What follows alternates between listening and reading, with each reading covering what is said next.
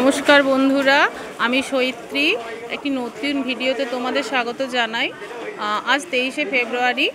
আমি এখন আছি দীঘা স্টেশনে।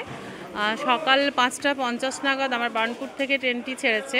ওটি যদিও 5:40 আসানসোলে ছাড়ে, কিন্তু আমরা উঠেছি বার্নপুর থেকে, কারণ আমার যেখানে বাড়ি সেখান থেকে বার্নপুরটা একদমই কাছে। তো আমার সকালে ভিডিওটি করা হয়নি কোন কারণবশত। আমি এই নামার পরই ভিডিওটা করছি, যে তোমাদের সাথে একটু শেয়ার করি। আমাদের যাওয়ার কথা ছিল বৃন্দাবন, কিন্তু কুম্ভের কারণে এত ভিড় হচ্ছে ট্রেনে, বাবা মাকে নিয়ে বা আরও বয়স্ক মানুষদেরকে নিয়ে সেই দুঃসাহসিকতা আমি দেখাতে পারলাম না। মনে হলো যদি বা রাস্তায় কোনো বিপদ হয়, তার থেকে না যাওয়াটাই ভালো। সেই জন্য মন খুব ভারাক্রান্ত ছিল এবং মন খুবই দুঃখের ছিল, যার জন্য বাবা মা এসেছিলেন আমার কাছে। তো সেই জন্য আমিও প্ল্যান একটা ছোটোখাটো ট্যুরের জন্য দীঘাটাকে চয়েস করলাম। ভেবে নিলাম একটু ট্যুর করি এবং রওনা দিলাম সেই ভেবেই। তো আজকে এখন এই মাত্র এসে পৌঁছেছি।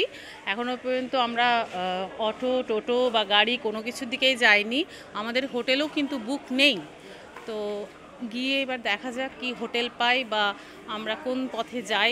আমি, বাবা মা, আমাদের উদ্দেশ্য এখন 2 দিনের ট্রিপ দীঘা। এই পথেই রওনা দিচ্ছি।